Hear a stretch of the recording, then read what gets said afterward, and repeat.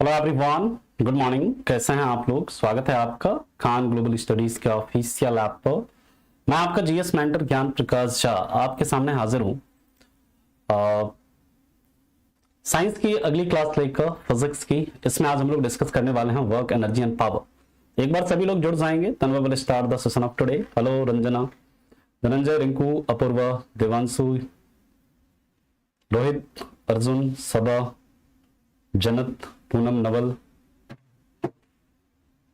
खुशी, लवकुश, संदीप, अनुज, साधना, अनुज। चलिए सभी लोग जुड़ चुके हैं, तो let's start the session of today. Last class में हम लोग हीट एंड टेम्परेचर देख रहे थे, उसमें एक टॉपिक रह गया है ब्लैक बॉडी, और फिर उसके बाद हम लोगों को देखना कुछ लॉ। 4 लॉ देखना है हम लोगों को। कौन कौन सा? एक पहला लॉ देखना है Boyle's law, Charles law, Gay Lussac law, और उसके बाद देखना एवोगाड्रोज लॉ। ये 4 लॉ आपके एग्जाम के लिए बहुत इंपॉर्टेंट है। इसको भी हम लोग देखेंगे अभी। बहुत इजी है, मतलब उसके बस स्टेटमेंट आपको याद रखने हैं, है ना। अभी हम लोग उसे डिस्कस करेंगे 4 लोगों, लेकिन पहले उसके पहले हम लोग डिस्कस करेंगे ब्लैक बॉडी। ब्लैक बॉडी या फिर जैसे हम लोग क्या कहते हैं, कृष्ण पिंड। तो देखते हैं ब्लैक बॉडी या फिर जैसे हम क्या कहते हैं, कृष्ण पिंड।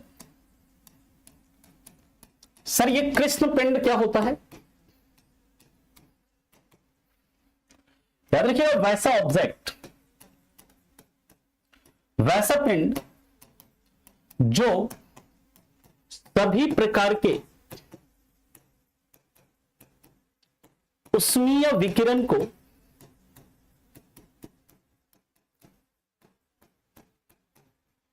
अवशोषित कर लेता है।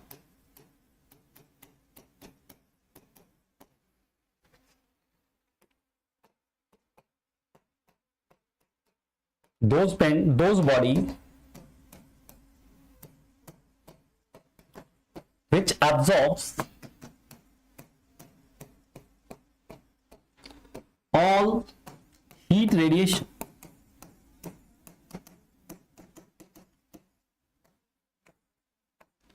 यानी कोई ऐसा पिंड जो सभी प्रकार के हीट रेडिएशन को क्या कर ले, अब्सॉर्ब कर ले। ठीक है, क्लियर। और इसके बाद की बात करते हैं, तो याद रखिएगा जो आपका काजल है ना, वो जो आंख में लगाता है ना काजल, काजल सबसे अच्छा कृष्ण पिंड है, क्योंकि ये सभी प्रकार के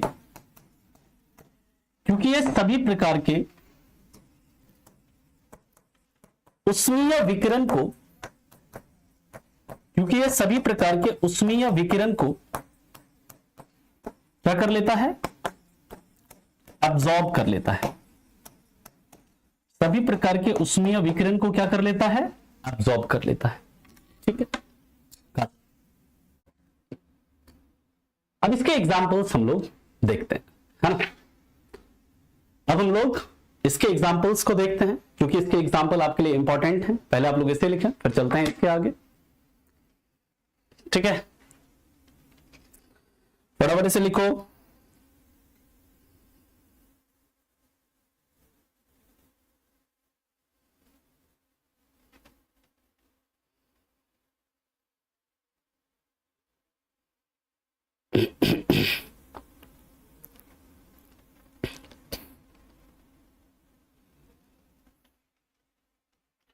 लिख लिया? ठीक,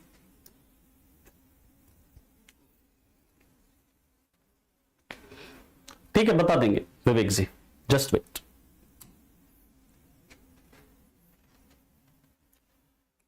इसका एग्जांपल लिख लीजिएगा। पहला, काले व्यक्ति को ज्यादा गर्मी का एहसास होता है, क्योंकि वह ज्यादा उष्मीय विकिरण को, ज्यादा हीट रेडिएशन को एब्जॉर्ब करता है।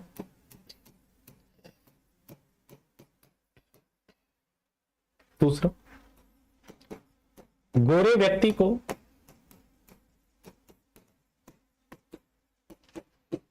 कम गर्मी का एहसास होता है क्योंकि वह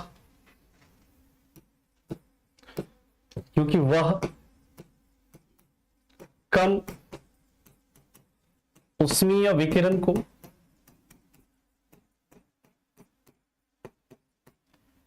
एब्जॉर्ब करता है, यानी अवशोषित करता है। मतलब कि काले व्यक्ति को गोरे व्यक्ति की अपेक्षा ज्यादा गर्मी का अनुभव होता है ना। ये बस आपको एग्जामिनेशन के पॉइंट ऑफ व्यू से याद रखना। थर्ड, गर्मी के दिनों में यानी इन समर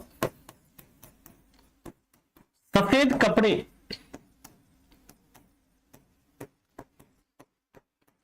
पहनने चाहिए क्योंकि सफेद रंग सभी प्रकार के उष्मीय विकिरण को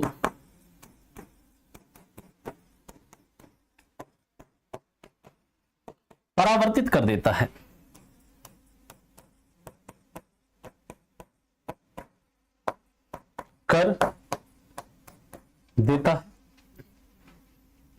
चौथा, सर्दियों में काले रंग के कपड़े पहनने चाहिए क्योंकि काला रंग, अगली स्लाइड पे लिख देता हूं, फिर आप लोग इसे नोट करना, नोट करने का टाइम दूंगा, क्योंकि काला रंग सभी प्रकार के उष्मीय विकिरण को यानी कि हीट रेडिएशन को अवशोषित कर लेता है, यानी एब्जॉर्ब कर लेता है।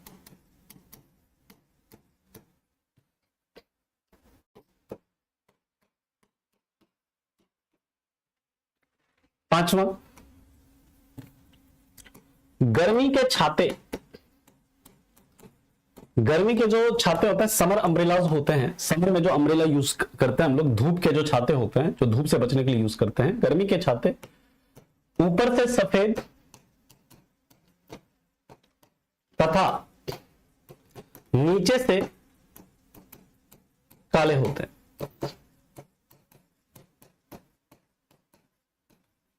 ठीक है, यानी ये मान लीजिए अम्ब्रेला है, ठीक है, समर में जो अम्ब्रेला यूज करते हैं हम लोग, ये ऊपर से कैसा होगा, इधर से आपका व्हाइट होगा, नीचे से कैसा होगा, आपका ब्लैक होगा, ताकि यहां पर जितना भी ऊपर हीट रेडिएशन आए उसको क्या कर ले, रिफ्लेक्ट कर ले। ठीक है, और छठा याद रखिएगा, सोलर कुकर के अंदर का रंग काला होता है, ताकि जितना भी हीट रेडिएशन आए वहां पर वो अब्सॉर्ब कर ले। और सोलर कुकर में किस मिरर का यूज होता है, तो नोट में आप वन लाइनर में लिख लीजिएगा, सोलर कुकर में किसका यूज होता है, अवतल दर्पण का प्रयोग किया जाता है। ठीक है, और कुकर के हैंडल जो होते हैं वो किससे, बैकेलाइट से बने होते हैं। ठीक है, अभी अब हम लोग पीछे वाला स्लाइड कर देते हैं, आप लोग इसे लिखें, फिर हम लोग इसके आगे चलेंगे अगले पॉइंट पर। ठीक है, अब हम लोग बात करेंगे डिफरेंट लॉ की, है ना, जितने भी लॉ हैं उसके ऊपर हम लोग चर्चा करेंगे।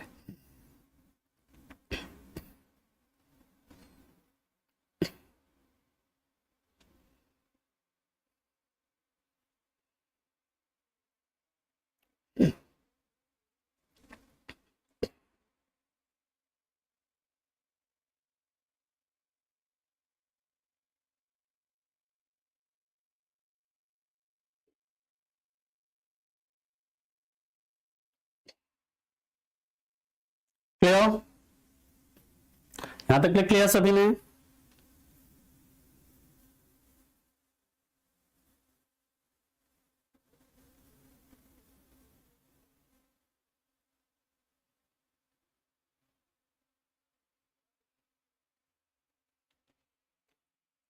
ठीक है, क्या बताना है बताइए। ठीक है, गुड ना। अब एक बच्चे ने डाउट पूछा था कि सर अगर पॉसिबल हो तो जो उष्मागतिकी का तीसरा नियम है उसे बता दीजिए। उष्मागतिकी का तीसरा नियम कहता है, याद रखिएगा, कि at absolute zero temperature, absolute zero temperature पर क्या होता है, किसी भी बॉडी का जो एंट्रोपी होता है ना वो कांस्टेंट हो जाता है। बस इतनी ही बात याद रखनी है उसमें, और कुछ भी याद नहीं रखना। ठीक है, क्लियर? चलिए अब हम लोग बात करते हैं इसके आगे। नहीं, ऐसा कोई जानकारी नहीं होना चाहिए करिश्मा जी, नो। एक बार देख लेंगे कुसुम जी, लास्ट में देख लेते हैं क्या है क्वेश्चन नंबर 8 कल वाला, उसको एक बार देख लेंगे लास्ट में देख लेते हैं, है ना। हाँ बताएंगे, बिल्कुल बताएंगे। बिना आदर्श गैस समीकरण समझे आप कैसे समझोगे तीनों लॉ को, है ना। आदर्श गैस समीकरण को समझना होगा तभी तो आप समझ पाओगे ना, है ना। हाँ बिल्कुल, एब्सोल्यूट जीरो टेम्परेचर पर जो ऊर्जा है उसकी हानि नहीं होती, क्योंकि उसका एंट्रोपी जो होता है वो क्या हो जाता है, नियत हो जाता है, कांस्टेंट हो जाता है। ठीक है। अरे इंग्लिश में लिख लो, इंग्लिश में जैसे आपको लिख लेना है कि black person feel more hot because they absorb all heat radiation, fair person feel less hot because they absorb less heat radiation, है ना। We prefer white clothes in summer because white color reflects all heat radiation. In winter we should prefer black clothes because black clothes absorb all heat radiation, है ना। Summer umbrellas are white from above and black from below.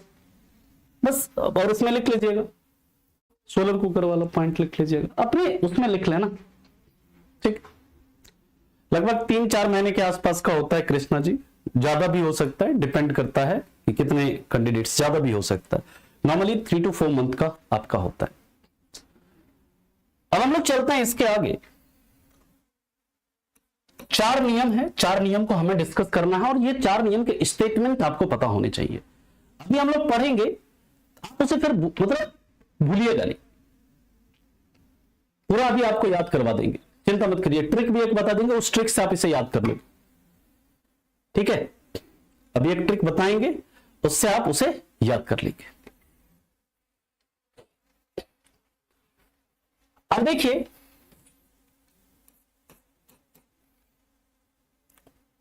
ध्यान से समझिएगा। सबसे पहले एक होता है आइडियल गैस, जो कि पॉसिबल है नहीं, ऐसा कोई गैस है ही नहीं। एक हाइपोथेटिकल सिचुएशन, कोई भी गैस आइडियल गैस नहीं है। ठीक है, समझिएगा पहले। और दूसरा रियल गैस होता है। रियल गैस यानी वास्तविक गैस। आइडियल गैस का मतलब क्या आप जानते हैं कि कोई भी, जैसे गैस के जो मॉलिक्यूल्स होते हैं, इनके मॉलिक्यूल्स दूर दूर होते हैं, क्योंकि यहां पर एक फोर्स ऑफ अट्रैक्शन और फोर्स ऑफ रिपल्सन भी काम करता है। लेकिन आइडियल गैस का मतलब क्या, बस आप ये पॉइंट याद रखिएगा, ऐसा गैस जिनके मॉलिक्यूल्स के बीच, जिनके अणुओं के बीच आकर्षण बल का मान क्या हो जाए, 0 हो जाए।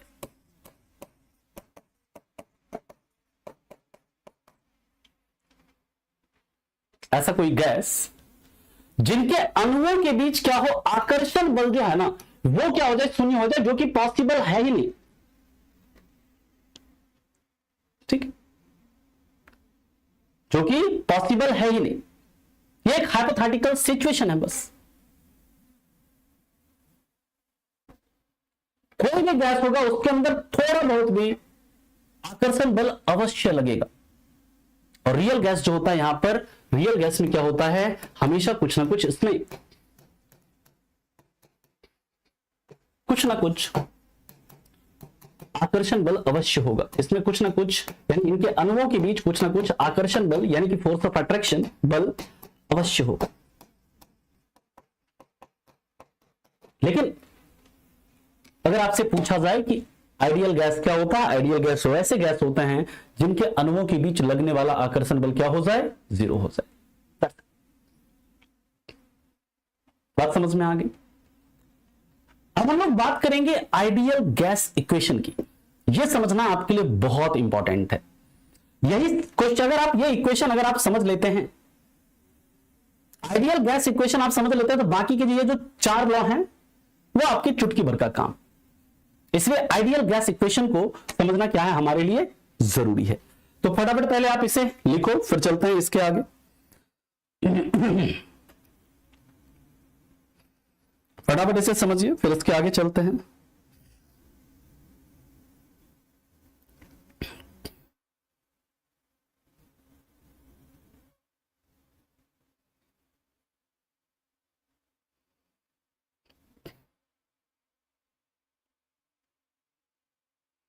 लिख लिया यहां तक सभी ने?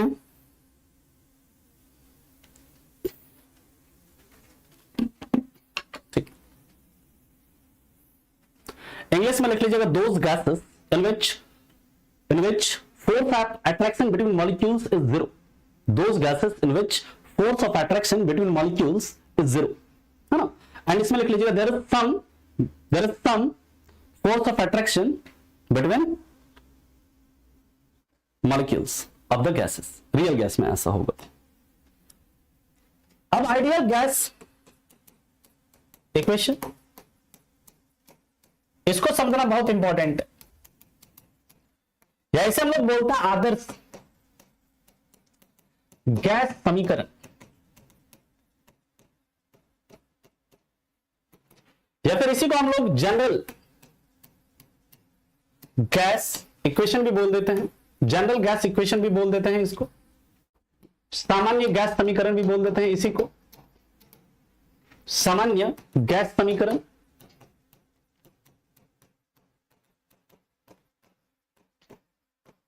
समझिएगा ध्यान से, आइडियल गैस इक्वेशन याद रखिएगा, कहता है PV is equal to n R T. सिर्फ एक ही नहीं है, एक और इक्वेशन है यहां पर, पहले आप इसे समझो। PV is equal to n R T. यहां पर पी क्या है इसमें पी है आपका प्रेशर, वी क्या है आपका यहां पर वॉल्यूम, यानी पी है आपका दाब, वी क्या है आपका आयतन, एन क्या है, एन है नंबर ऑफ मोल्स, यानी मोलों की संख्या, यानी कि गैस के कितने मॉलिक्यूल्स हैं, कितने मोल्स हैं, वह है आपका उस गैस के कितने नंबर ऑफ मोल्स मौजूद हैं, यह है। टी क्या है आपका, टी है आपका टेम्परेचर, टेम्परेचर यानी तापमान।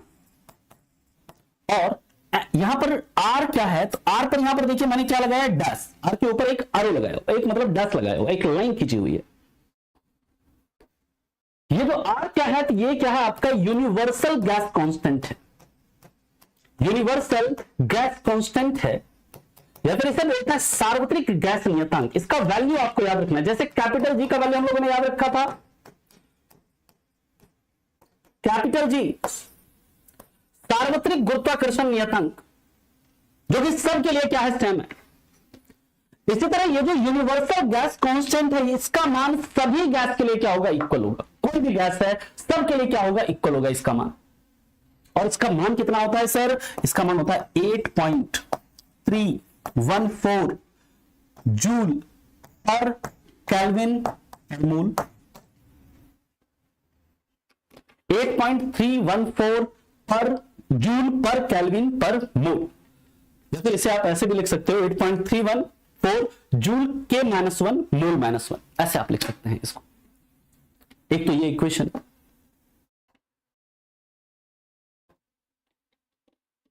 ठीक है। इसका एक दूसरा इक्वेशन भी है, उसे भी हम लोग समझते हैं। तो फटाफट पहले आप इसे लिखो, फिर चलते हैं इसके आगे।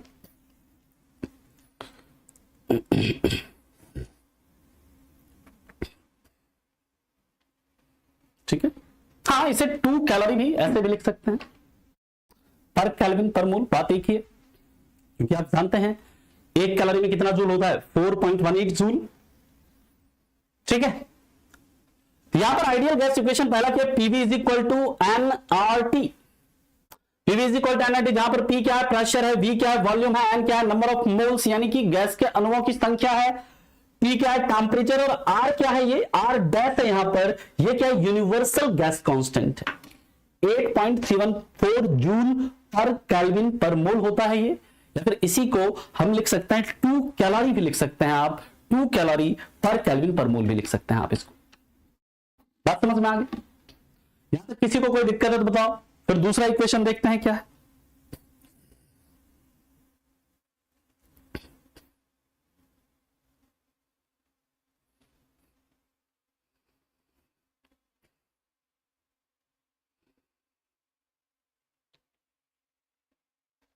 Can I move?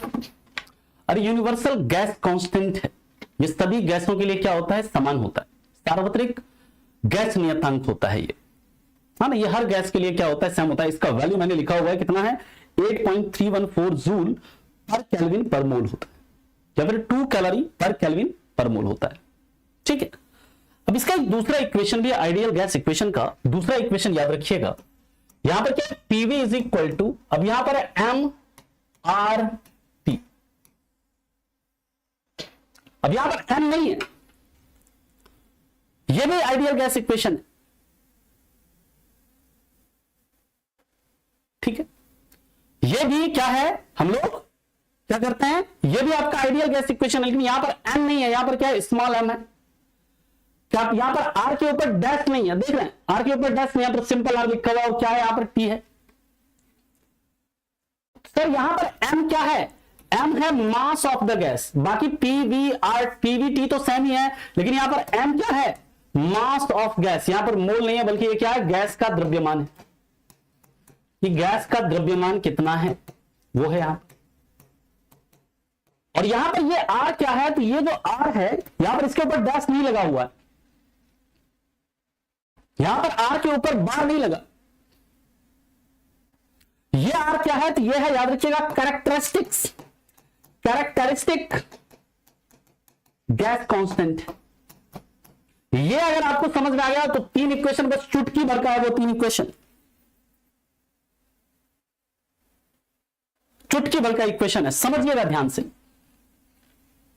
Characteristics gas constant इसे बोलते हैं चारित्रिक, चारित्रिक गैस नियतांक। और इसका जो वैल्यू होता है ना, सभी गैसों के लिए क्या होता है? अलग अलग होता है।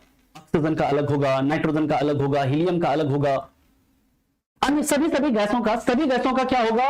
ये जो कैरेक्टरिस्टिक्स गैस कांस्टेंट का वैल्यू क्या होता है वो अलग होता है। वो याद रखने की आपको जरूरत नहीं है, आपके एग्जाम में नहीं पूछेंगे उसका वैल्यू। हाँ, लेकिन आपसे जो यूनिवर्सल गैस कांस्टेंट है उसकी वैल्यू आपसे पूछ सकते हैं पेपर में, क्योंकि वो सभी गैसों के लिए क्या है? समान होता है। ठीक है, ये अलग है, ये सभी गैसों के लिए इसका वैल्यू जो होगा वो अलग अलग होगा, जबकि यूनिवर्सल गैस कांस्टेंट जो है उसका मान सभी गैसों के लिए क्या होगा? सेम होगा। बात समझ में आ गई? यहां तक बात समझ में आ गई। तो अब 4 लॉ हैं। सबसे पहले हम लोग बात करेंगे बॉयल्स लॉ, फिर हम लोग बात करेंगे चार्ल्स लॉ, फिर हम लोग बात करेंगे गे लुसैक लॉ, और उसके बाद बात करेंगे अवोगाद्रोस लॉ।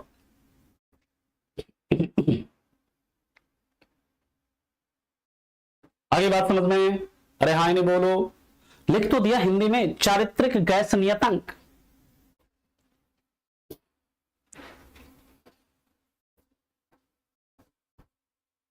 रसोई में कौन सी गैस यूज की जाती है? देखिए रसोई में एक तो आपका एलपीजी यूज होता है। एलपीजी में जो यूज होता है ना, वो होता है आपका ब्यूटेन और प्रोपेन होता है। लेकिन जो आपका सीएनजी होता है, यानी जो पाइप्ड नेचुरल गैस होता है, उसमें मुख्यतः क्या होता है? मीथेन होता है। आज ही स्टार्ट हो जाएगा, कोशिश है कि प्रयास तो मेरा यही कि आज ही स्टार्ट कर दें, बाकी देखते हैं। देखो एक मैं पहले एक ट्रिक बता देता हूं आपको, ट्रिक बता देता हूं। इस ट्रिक से ना आपको तीनों लॉ याद। क्या है ट्रिक? गांव वाला सब देखते हो जब नॉर्मली, मतलब इसको आप लोग मतलब उस पर मत लीजिएगा कि हाँ गांव से अगर है तो सर ऐसा करें, बस याद करने के लिए आपको ट्रिक बता रहे हैं। ऐसा मत समझिएगा कि हाँ हम गांव वाले बच्चों के लिए मतलब वो कर रहे हैं, ऐसा नहीं, बस ये याद करने का ट्रिक। गांव वाले लोग सब देख तो जब शहर जाएगा, मान लो गांव वाला कोई दिल्ली आया घूमने के लिए, एकदम पूरा सूट बूट पहनेगा और कान में ऐसे ब्लूटूथ लगा लेगा, आजकल चलता है ना जी ब्लूटूथ, है ना, वो कान में ब्लूटूथ लगा के एकदम गाना सुनेगा और पूरा घूमेगा दिल्ली। और दिल्ली में एक बहुत फेमस जगह है, आप लोग जानते होंगे, कनॉट प्लेस, जिसको बोलते हैं सीपी, है ना। मान लीजिए गांव वाला सब आता है दिल्ली, तो दिल्ली में वो जाता है सीपी घूमने के लिए, क्या लगा के? एकदम ब्लूटूथ लगा के, एकदम हीरो बन के चश्मा पहनेगा, एकदम बढ़िया शर्ट पैंट पहन के, एकदम कोट उट लगा के, कान में ब्लूटूथ लगाएगा और गाना सुन के एकदम पूरा घूमेगा। ठीक है, बस ये याद रखने के लिए मैं बता रहा हूं आपको। याद रखिएगा क्या है इसका, ब्लूटूथ लगाकर कहां चलो? सीपी चलो। कौन? गांव वालों। बस बात खत्म। ये बस याद रखने का ट्रिक है, किसी को हर्ट नहीं हो जाना है मेरी बात से, है ना। मैं भी गांव से ही हूं, ठीक। क्या है? ब्लूटूथ लगाकर सीपी चलो। कौन? गांव वालों।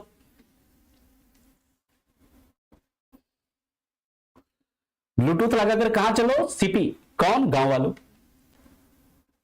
अब देखिए यहां पर ब्लूटूथ, बी से क्या है? बॉयल, टी से क्या? टेम्परेचर। यानी कि बॉयल लॉ में टेम्परेचर क्या रहेगा? कांस्टेंट रहेगा।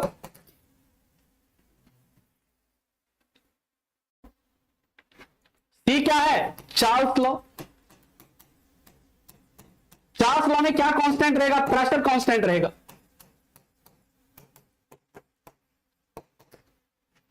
जी से क्या है? गे, लुसेक लॉ। और यहां पर क्या कांस्टेंट रहेगा आपका? वॉल्यूम कांस्टेंट रहेगा। पहले इस कॉन्सेप्ट को कुछ में आप समझ लो।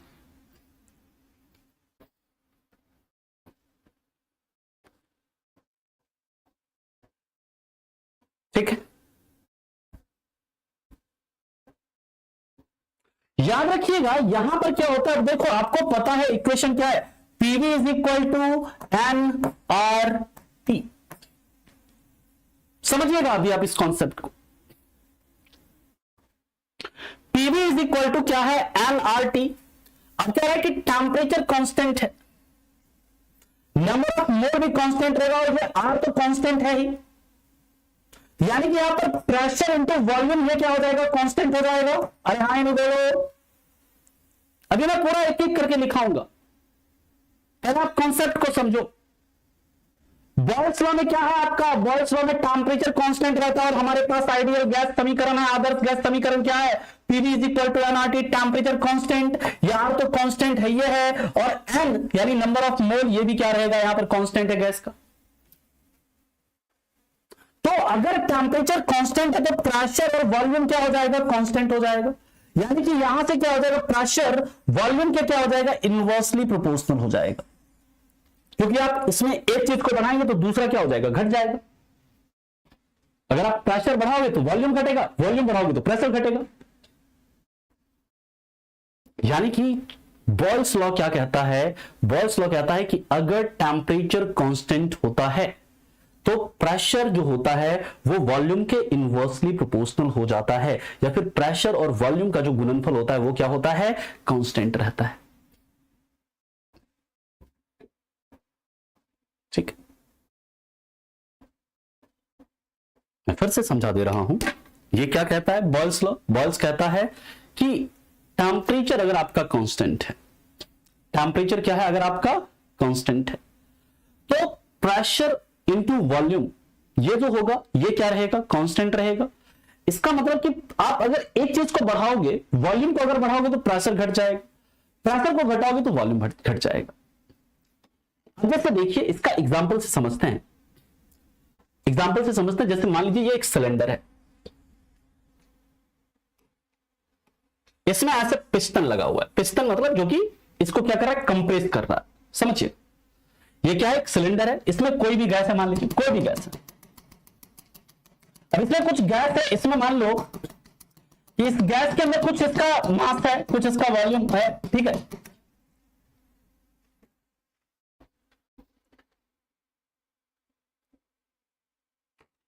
यहां पर देखिए अगर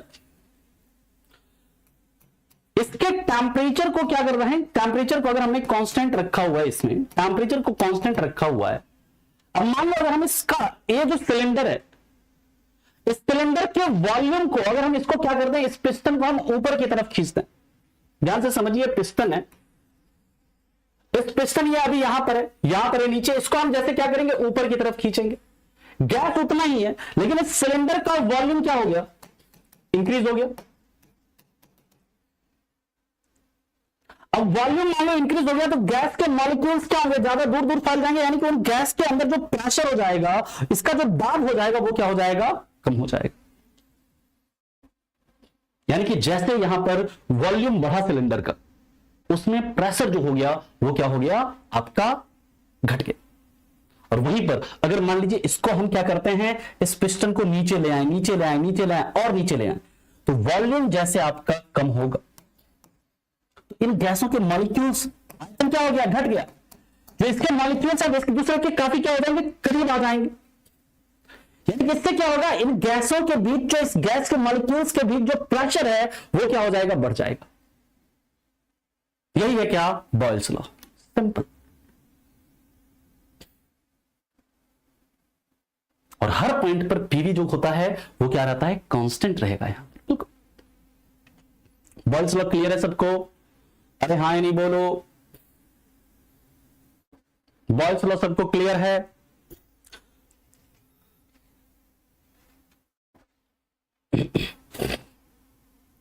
यानी बॉयल्स लॉ क्या कहता है, तो पहले बॉयल्स लॉ का भी स्टेटमेंट हम लोग लिख लेते हैं, फिर आता है चार्ल्स लॉ पे।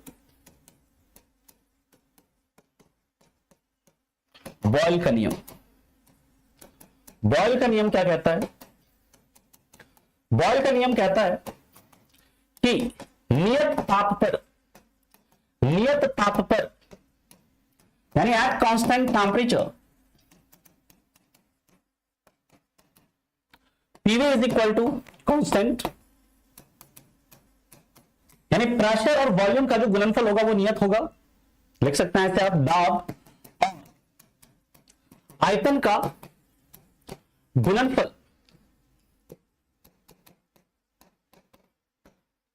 नियत होगा। या फिर इसी को हम ऐसे भी लिख सकते हैं, pressure is inversely proportional to volume, यानी कि दाब आयतन के व्युत्क्रमानुपाती क्रमानुपाती होगा, व्युत्क्रमानुपाती होगा।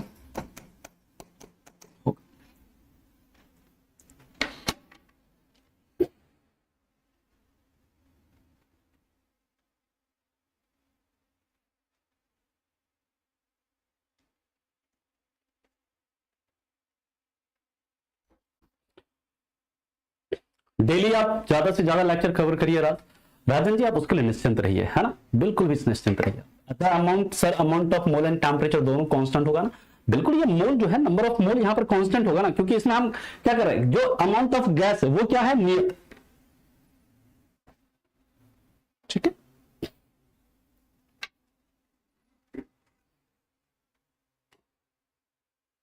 क्लियर है यहां तक? बॉयल्स लॉ में किसी को कोई दिक्कत?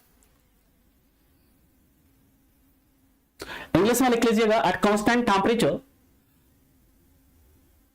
Eight constant temperature pressure is inversely proportional to volume, और you can write PV is equal to constant, है ना, PV is equal to constant. देखो बस इतना याद रखना, इससे ज्यादा कुछ भी याद नहीं रखना, एग्जाम में इससे ज्यादा नहीं पूछना, आप कोई भी पेपर उठा के देख लो।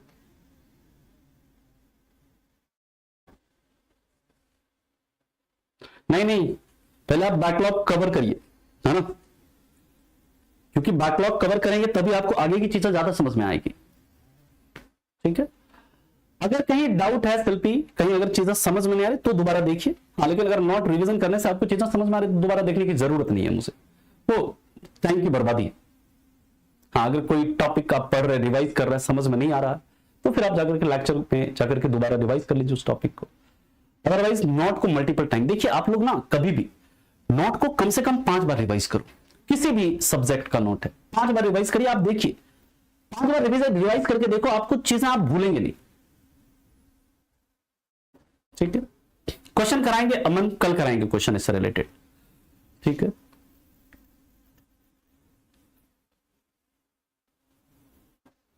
हाँ बिल्कुल लिख सकते हैं ऐसे भी संतोष से, लेकिन एट कांस्टेंट टेम्परेचर लिख सकते हैं, एट कांस्टेंट टेम्परेचर भी लिखना है आपको साथ में। ठीक है संतोष, हाँ वो देख सकते हैं, कोई दिक्कत नहीं है। मॉक टेस्ट देना चाहिए, अभी से देना चाहिए, कम से कम वीक में आपको अभी मिनिमम से मिनिमम आपको 1 मॉक देना चाहिए, मिनिमम। जनरली आप लोग 2 मॉक दीजिए, लेकिन मिनिमम 1 मॉक तो देना ही देना है आपको वीक में। प्रीवियस ईयर क्वेश्चन जो है वो जरूर करिए। रेलवे का जितना भी प्रीवियस ईयर क्वेश्चन पूछा गया, कोई भी एग्जाम का हो, चाहे ग्रुप डी का हो, चाहे आपका सीबीटी 1 के जितने भी पेपर होते हैं, चाहे एएलपी का हो, चाहे आरपीएफ एसआई का हो, अभी जैसे आरपीएफ का पेपर हुआ है एसआई का, पीवाईक्यू जरूर आप देखिए। ठीक है, चलिए अब हम लोग बात करते हैं चार्ल्स लॉ की। अरे भाई चार्ल्स लॉ क्या कहता है? चार्ल्स लॉ क्या कहता है? प्रेशर कांस्टेंट रहेगा।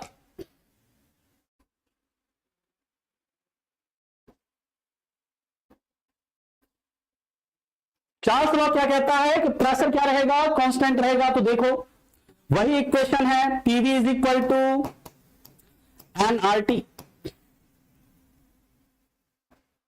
अब कह रहा है कि ये प्रेशर जो है ना ये कांस्टेंट है, तो वॉल्यूम जो हो जाएगा, volume is directly proportional to temperature. अरे भैया ये प्रेशर क्या है? कांस्टेंट है, ये तो कांस्टेंट, ये भी कांस्टेंट, तो यहां पर वॉल्यूम और टेम्परेचर एक दूसरे के क्या हो जाएगा? समानुपाती हो जाएगा। यस और नो? बताओ।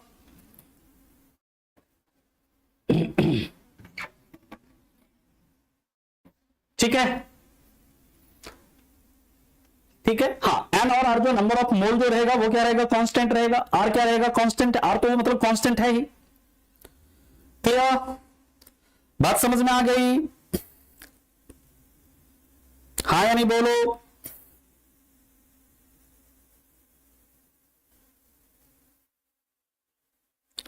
Can I move? और इसका ग्राफ भी आप याद रखें, अभी मैं ग्राफ भी आपको बताऊंगा। देखिए इसका पहले आप ग्राफ समझो। ये बॉयल्स लॉ का ग्राफ भी आपसे पूछ सकते हैं कि इसमें कौन सा ग्राफ बॉयल्स लॉ का है। ये ग्राफ भी आप लोग बना लीजिएगा बॉयल्स लॉ में, फिर हम लोग चार्ल्स लॉ का स्टेटमेंट लिखेंगे। ये मान लीजिए ये प्रेशर है, ये क्या है? वॉल्यूम है। ठीक है, अगर आपका प्रेशर घटेगा तो वॉल्यूम क्या होगा? बढ़ेगा। प्रेशर घटेगा तो आपका वॉल्यूम क्या होगा? बढ़ेगा। या फिर कह सकते हैं वॉल्यूम घटेगा तो प्रेशर क्या होगा? बढ़ेगा। इस तरह से इसका ग्राफ होता है, याद रखिएगा। ठीक है, ग्राफ भी आपसे पूछ सकते हैं।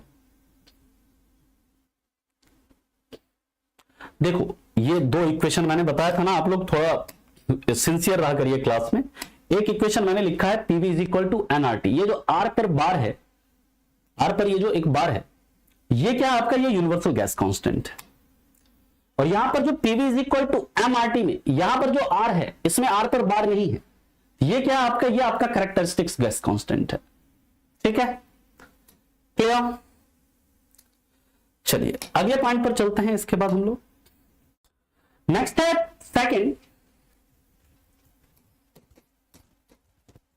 Charles law,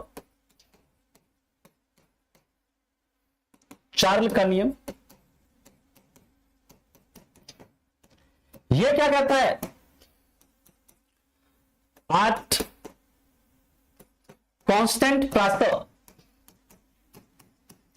eight constant pressure यानी नियत दाब पर volume temperature, volume is directly proportional to temperature, या फिर आप ऐसे लिख सकते हैं volume is directly proportional to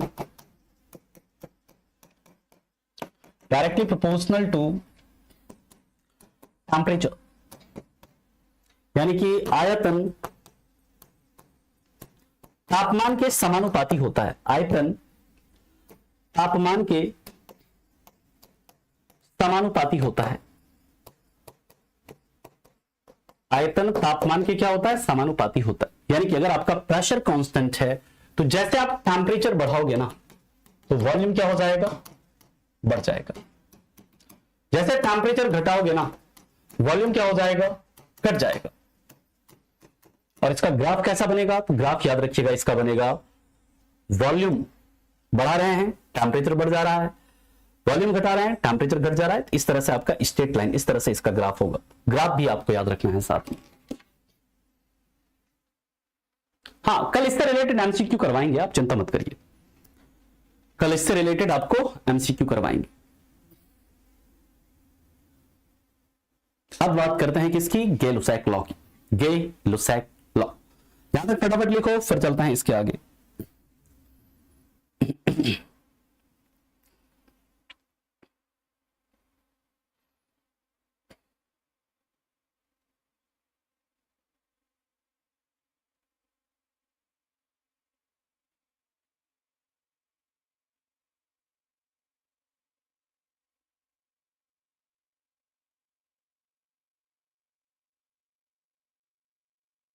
लिख लिया यहां तक सभी ने?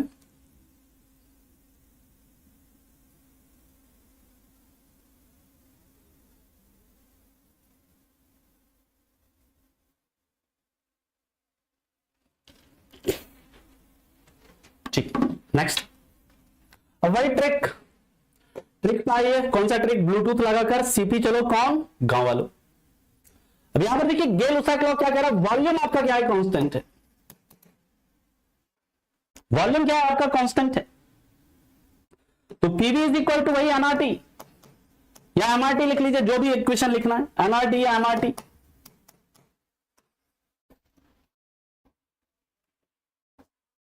यहां पर क्या है, वॉल्यूम कांस्टेंट है, तो वॉल्यूम अब कांस्टेंट है तो प्रेशर यहां पर क्या हो जाए, डायरेक्टली प्रोपोर्शनल हो जाएगा किसके, टेम्परेचर के। प्रेशर किसके डायरेक्टली प्रोपोर्शनल हो जाएगा, टेम्परेचर के। तो इसको लिखते हैं अब हम लोग। नेक्स्ट है third one is Gay Lussac law, Gay Lussac law, Gay Lussac का नियम ये क्या कहता है, एट कांस्टेंट वॉल्यूम, यानी नियत आयतन पर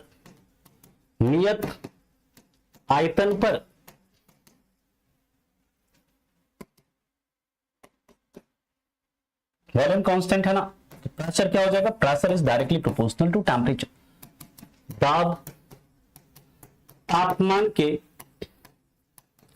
समानुपाती होता है, दाब तापमान के क्या होता है, समानुपाती होता है। यानी कि pressure is directly proportional to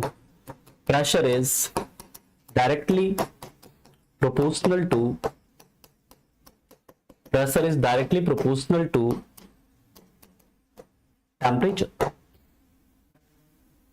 यानी कि आप टेम्परेचर बढ़ाओगे प्रेशर क्या हो जाएगा, बढ़ जाएगा। अगर आप टेम्परेचर घटाओगे तो प्रेशर क्या हो जाएगा, घट जाएगा। ठीक, और इसका ग्राफ कैसा होगा, इसका ग्राफ याद रखिएगा यह है प्रेशर, यह है टेम्परेचर। प्रेशर बढ़ाने पर आपका टेम्परेचर बढ़ाने पर आपका प्रेशर बढ़ता है, टेम्परेचर घटाने पर आपका प्रेशर घटता है। यानी कि इसका भी जो ग्राफ होगा ये ऐसे स्ट्रेट लाइन। ठीक है, दिस इज गे-लुसैक लॉ। अब इसके आगे हम लोग चलते हैं।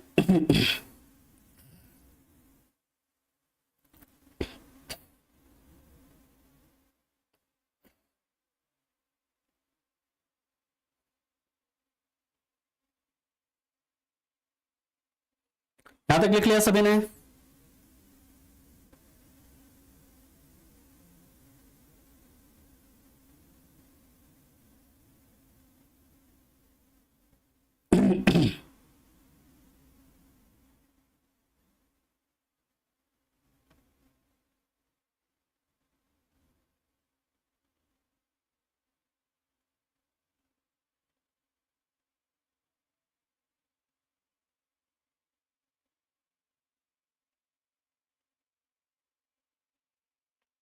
Can I move? Charles law का ग्राफ बनाए तो कहां नहीं बनाए? देखो ये बनाया है ना, ये इधर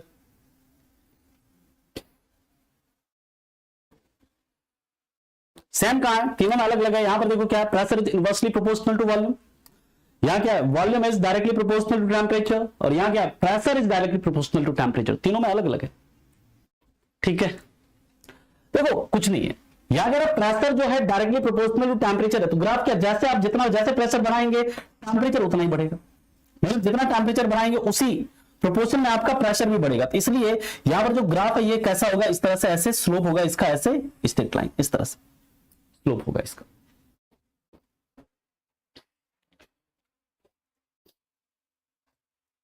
मिल जाएगा आपको ऑनलाइन, मिल जाएगा ऑनलाइन, सारा पेपर अवेलेबल होता है। बाकी मार्केट में भी आपको मिल जाएगा कुछ दिन में।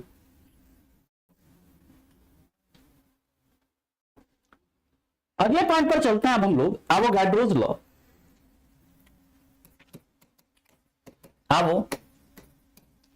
एवोगाड्रोस लॉ ऐसे कहता है, एवोगाड्रो का नियम, एवोगाड्रो का नियम ये कहता है कि समान आयतन हो, समान आयतन,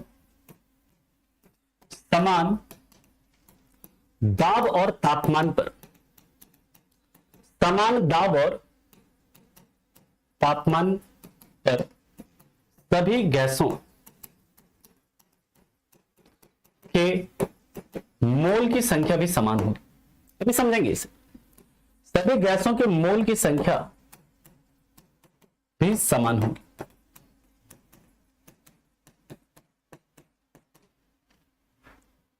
यह क्या कहता है समझिए ध्यान से।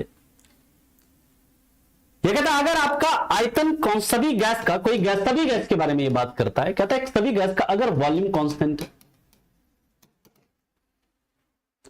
प्रेशर और टेम्परेचर ये भी क्या है आपका कांस्टेंट है,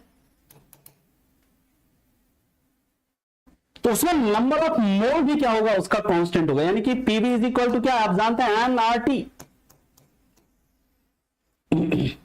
कह रहा है ये भी कांस्टेंट, ये भी कांस्टेंट, ये भी कांस्टेंट, ये तो ऑलरेडी कांस्टेंट है। यानी तो उसमें क्या होगा, नंबर ऑफ मोल भी क्या होगा, वो भी कांस्टेंट रहेगा, वो भी सेम रहेगा।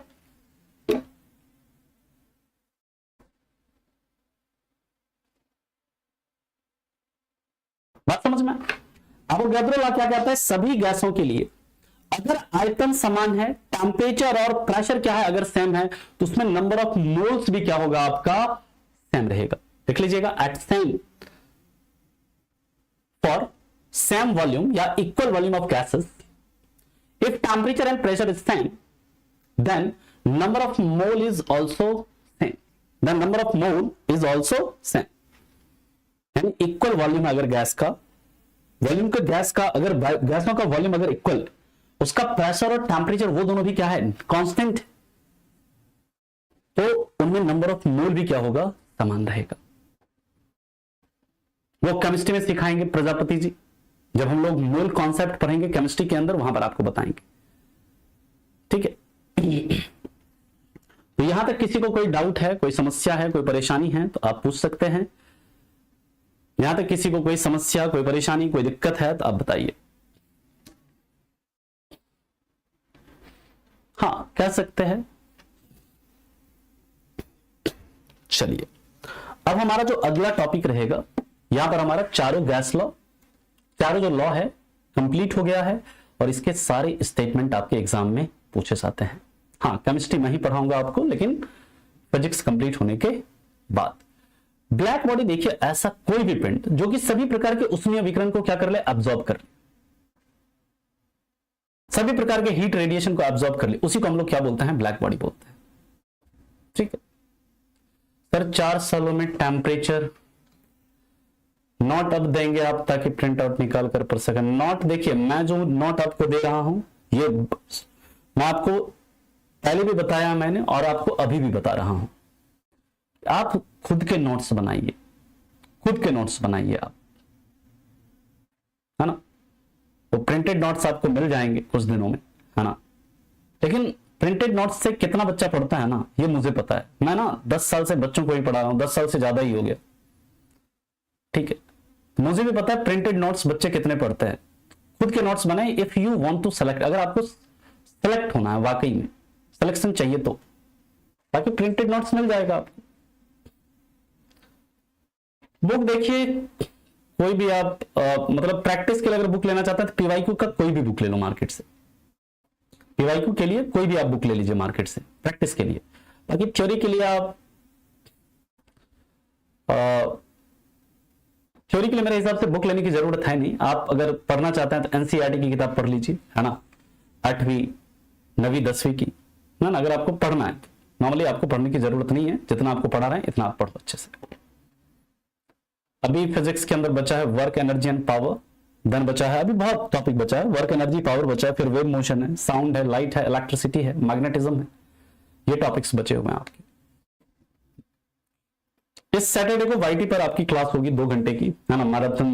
बता दूंगा आपको टाइमिंग कब होगा, वो मैं आपको फ्राइडे को बता दूंगा। इस वीक में होगी, सैटरडे को 2 घंटे की क्लास लूंगा मैं। ठीक है, डायमंड इसलिए टिमटिमाता है, 2 कारण होता है। एक तो उसका रिफ्रैक्टिव इंडेक्स, अपवर्तनांक बहुत अधिक होता है डायमंड का, कितना होता है 2.42, और दूसरा उसके पीछे जो प्रकाश का जो गुण होता है वो कौन सा होता है, टोटल इंटरनल रिफ्लेक्शन या पूर्ण आंतरिक परावर्तन होता है। ठीक है, अवोगाड्रो लॉ फिर से बता देते हैं कि अवोगाड्रो लॉ क्या कहता है कि जैसे कोई गैस है, सभी गैस, अगर उस गैस का वॉल्यूम सेम है और उन गैसों का अगर प्रेशर और टेम्परेचर कांस्टेंट रखा जाए, उनके अंदर नंबर ऑफ मोल्स जो होंगे वो भी क्या होंगे, इक्वल होंगे। ठीक है, नहीं, ब्लैक होल अलग चीज है ना, वो हम लाइट में पढ़ेंगे, ब्लैक होल वगैरह के बारे में, जो लाइट वगैरह पढ़ेंगे वहां पर बताएंगे। ठीक है सर, यहां से खुद ही तैयारी हो जाएगी, आई थिंक। जरूरी कृष्णा जरूरी नहीं है, बस आप पीवाईक्यू के लिए बुक लीजिए, है ना। अच्छा, ग्राफ बता दे, इसका ग्राफ नहीं है, इसका ग्राफ नहीं है, इसका जो ग्राफ है ना, देखो जहां पर भी ये जैसे वॉल्यूम यहां पर डायरेक्टली प्रोपोर्शनल है टेम्परेचर के। देखो जैसे जैसे आप वॉल्यूम को इंक्रीज कर, जैसे जैसे आप टेम्परेचर बढ़ा रहे हो ना, साथ साथ टेम्परेचर बढ़ाने पर क्या हो रहा है, आपका वॉल्यूम भी बढ़ रहा है।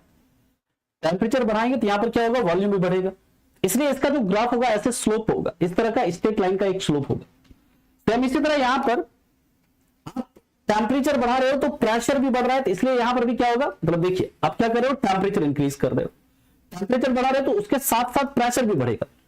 जैसे जैसे टेम्परेचर बढ़ाएंगे उस तरह से प्रेशर भी बढ़ेगा, इसलिए यहां पर इसका ग्राफ ऐसे स्लोप होगा इस तरह से। लेकिन यहां पर जो सबसे पहला कंडीशन है, सबसे पहले कंडीशन में क्या हो रहा है, आप जैसे यहां पर दोनों के बीच क्या इनवर्सली प्रोपोर्शनल का रिलेशन है। जैसे आप वॉल्यूम बढ़ा रहे हैं तो प्रेशर क्या हो रहा है, आपका घट रहा है, वॉल्यूम बढ़ा रहा है तो प्रेशर क्या हो रहा है, आपका डिक्रीज हो रहा है, इसलिए इसका ग्राफ ऐसे इस तरह से बनाए, पैराबोला विथ नेगेटिव स्लोप। बताइए साधना जी, क्या है आपका बात।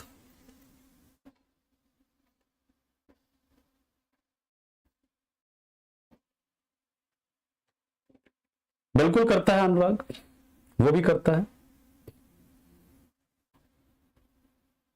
एग्जाम देखिए अभी आपका 5 के आसपास मान लो, उससे पहले चांसेस थोड़े कम है, 5 के आसपास ही होगा।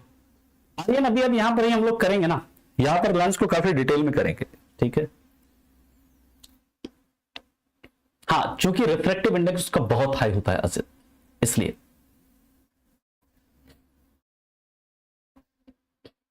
स्टार्टिंग से करिए। जिसने भी नया अभी जिसने ज्वाइन किया है, पहले पुराने लेक्चर्स जाकर के देखिए, उसका बैकलॉग पहले कंप्लीट करिए, 4-5 लेक्चर, 2-3 लेक्चर जितना देख सकते हैं। लाइव आप जुड़ सकते हैं, लेकिन मेरा जो सलाह रहेगा पहले आप बैकलॉग्स आप कंप्लीट कर लीजिए, तब जाकर के आपको ज्यादा चीजें समझ में आएगी।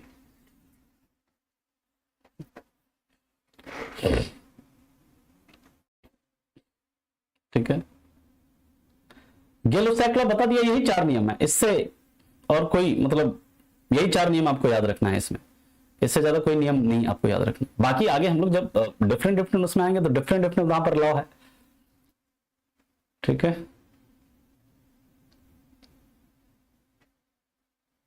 एनटीपीसी एग्जाम कब तक होंगे बताया तो फैब के बाद ही होगा, फैब या उसके बाद ही होगा, उससे पहले चांसेस कम है। फैब मार्च के आसपास मान लीजिए आप।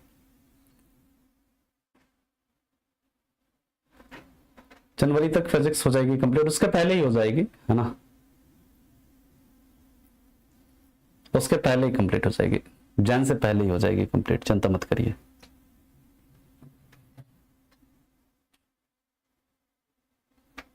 ठीक है शिवम, लेकिन समय निकाल के बनाइए, मैं समझ सकता हूं आपकी बात को, लेकिन थोड़ा सा समय निकाल के बनाना है।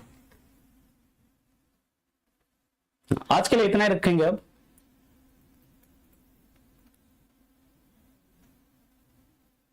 कल मैं इससे रिलेटेड आपको एमसीक्यू करवाऊंगा।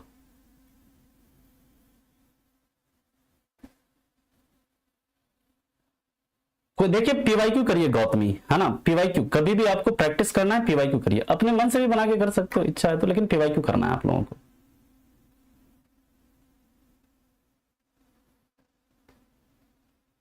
Thank you, thank you Sanjay जी।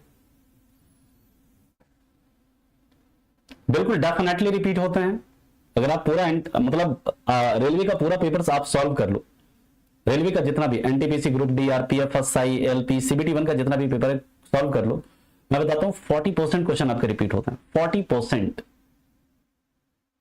नहीं बढ़ाइए उसको पंकज, बहुत कम आ रहा है, फिर बढ़ाना है उसको, ये तो बहुत कम है। ठीक है, अरे पीवाईक्यू का मतलब होता है प्रीवियस ईयर क्वेश्चन, पिछले साल के प्रश्न, ठीक है। हाँ बिल्कुल मिल जाएगा, मार्केट में कई सारे बुक है, कभी जाकर के किताब देखो ना, ऑनलाइन भी मिल जाएगा आपको कई सारा बुक, देख लीजिए। हाँ विदेह राज मिश्रा जी, चलिए ठीक है, तो मिलता है आपसे कल की क्लास में इसके आगे के मुद्दों के साथ, आगे के टॉपिक के साथ। कल हमारा टॉपिक स्टार्ट हो जाएगा वर्क, एनर्जी एंड पावर। तब तक के लिए आप लोगों का धन्यवाद, thank you so much, bye bye, take care and have a good day.